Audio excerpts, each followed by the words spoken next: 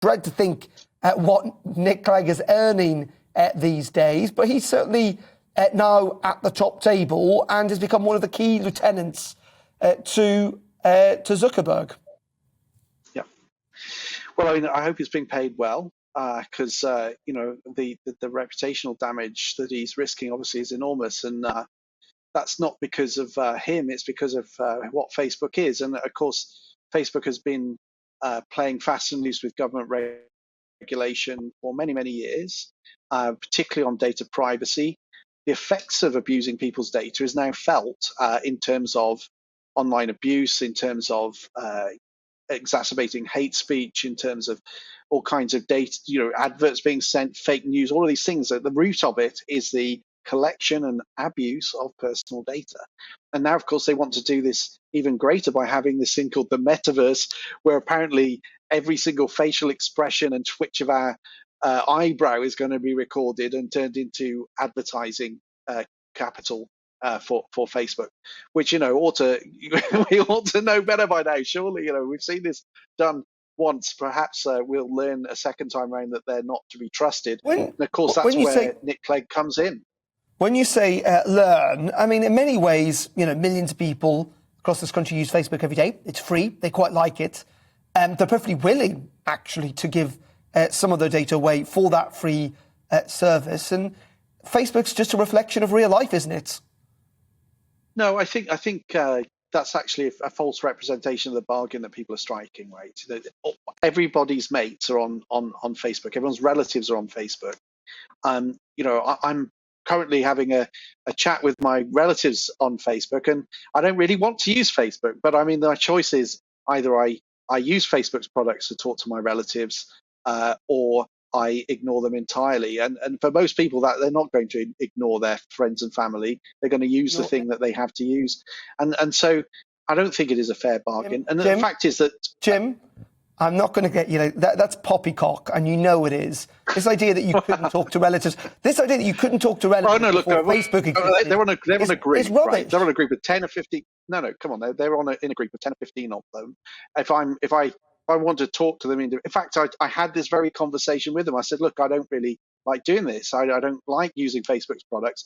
Can't we use Signal? And they all go, well, what's that? I don't want to move. I've got no understanding of what you're talking about. It's not practical for me to do that. So it's extremely hard for other people who are perhaps less committed to their data privacy than somebody like me, I think. So I think that's very patronising, though, Jim, as well, to say that some people aren't as committed to their data privacy. Maybe they don't mind. That's my point. Maybe they're willing. Have you contemplated that maybe some people are willing to give away part of their data in order to access a free service that you say, at least in your family, is providing some goods?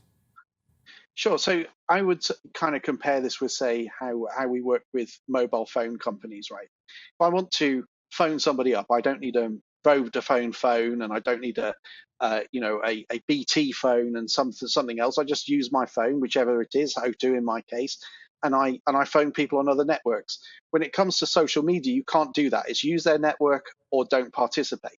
So the solution is that we have regulators say, well, actually, you've got to open up a bit, and you've got to allow people to message your customers. You've got to be able to let customers also determine other facets of their product. Perhaps they don't like your prioritization engine and the sort of feed that comes up. They don't like that. So, which is a common complaint on YouTube, for instance, that it serves up content which is not necessarily what people want.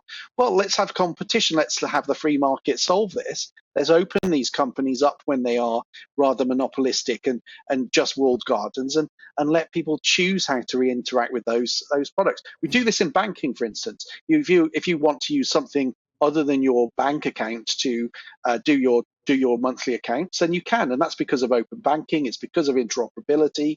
It's because you can move your data where you want. It's because the government's decided that market has to be competitive. Time to make this market competitive. I'm pretty sure, Jim, that people have got access to a whole range of things, whether it's Twitter, TikTok, Telegram, Signal. I mean, there's a lot of competition out there. If you want to message people, and none of them, you could just have an email. Virtually none of them work with each other. Sure, sure. And then virtually nothing other than email works with each other. Email is the one bit of this where you can message everybody as you want, and a couple of other slightly more obscure products like Matrix. But when it comes to social networks, it really doesn't happen. And we need it to, because it isn't. What happens is these big winners take everything. So essentially, Facebook and Twitter dominate, and they make huge amounts of money. And they abuse people's data, and that just goes on and on. And so it is time to, I think, open this market up. And I think that's why Nick Clegg has got this job, because they're worried about things like competition. They're worried about the Americans talking about breaking their company up entirely.